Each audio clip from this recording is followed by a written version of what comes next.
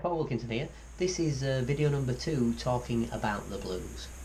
Just before I go any further, just to let you know, this is obviously a beginner's guide to the blues, so I'm not talking about too much sort of advanced techniques at the moment, but maybe this is a great video for classical pianists who are looking to explore jazz and maybe get it incorporated in their teaching to help their students explore the blues. So in the first video I talked about the blues scale. Now let's talk about a 12-bar blues. So a 12-bar blues has a specific structure, and as you can see there, it has a set of 3 chords. We have C7 for 4 bars, F7 for 2 bars, C7 for 2 bars, the G7, F7, C7, and then we turn back around again with the G7 to go back to the top. If you wanted to finish it, you could just finish with the C7 at the end. So let's just be clear what a 7th chord is. Here's the C7. C, E, G, B flat, here's the F7. F, A, C, E flat, and here's the G7. G, B, D, F. Now let's just be clear, there are many chord substitutions within the blues. You don't have to follow those sets of chords that I've just put down there. But they're the traditional blues chords, they're the traditional sequences for the blues, okay? So that's a traditional kind of standard chord progression for that, but you don't have to follow that. There are more alterations. You can go to F7 at bar 2 for example, but and there's lots of other substitutions, particularly the bebop musicians substituted them with 2-5-1 and 3-6-2-5-1s. That will be for discussion maybe further if I do another video regarding the blues.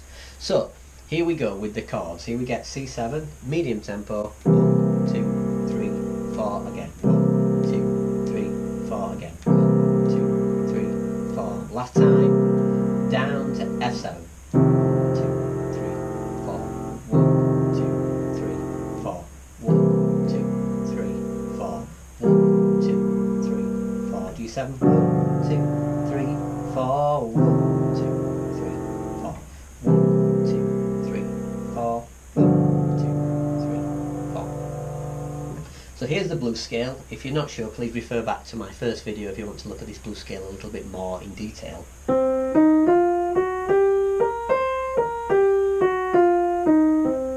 Now I'm playing that with a swing feel. So if you're classical musicians, think about a dotted quaver to a semi-quaver. But that's a little bit of a square rhythm. Another way of looking at it is a first triplet, but the second triplet missed out. That would be 1, 2, 3, 1, 2, 3, 1, 2, 3, 1, 2, 3. Now, also, that is a little square. Jazz is a feeling. Bill Evans said that. It's too much intellectualization of jazz. Jazz is really a feeling. So you need to feel what that feels like. So listen to me again.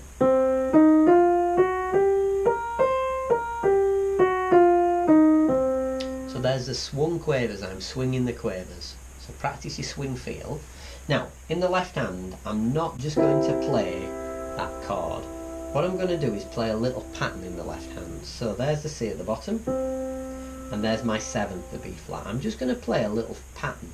I'm going to keep the C down for the whole bar, and then play 4 crotchets here. Watch. B flat, A, G, A. That's my pattern. The root and the 7th of the chord. I'll then transpose that through the whole blues sequence. So when I get to the F7, I'll hold the F at the bottom, the 7th, E flat, down to the D, the C, and then the D.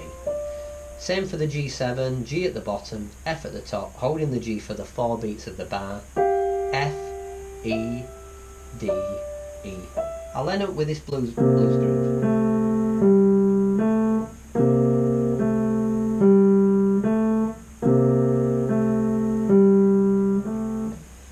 So that's a basic blues groove I would like you to practice in the left hand, which you can have a go at. Now what you need to do now is we need to practice subdividing and putting some rhythms against that. So the first thing I would probably do is just make sure you're okay with the blues scale, and you might start by just playing 2 beats against that. Watch.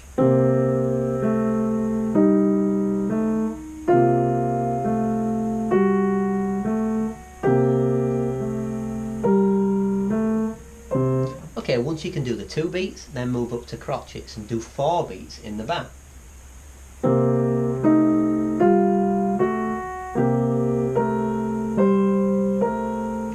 Once you can do that, or your student can do that, then think about adding in the quavers, which is in essence what jazz is. So here we have 8 notes in a bar now, quavers.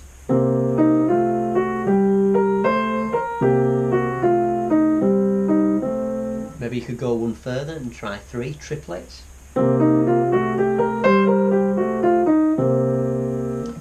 So there's another video number 2, and you can find video number 1 on my YouTube channel and my Facebook page. That's just a basic introduction, the next level up really, about playing the 12 bar blues. Let me finish playing that groove and improvising over the top.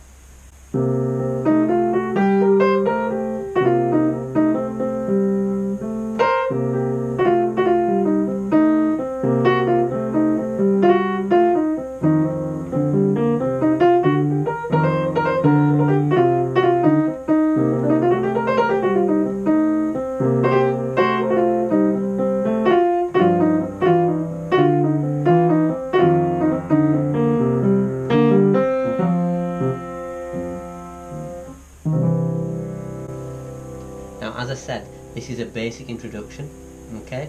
There are much more complex things we can do and try and work on. This is just a basic start to learning to play a 12 bar blues. We haven't talked about rhythmical content yet. I'll do that in another video when we talk about different rhythms you can try and different ways of practicing. But we have gone through the basic rhythms of building it up.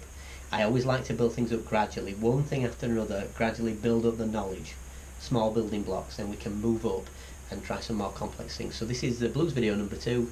Thanks for sharing it, thanks for liking the page, it really makes a difference, helps me do the videos more. So thanks, and I'll see you again soon. Bye bye.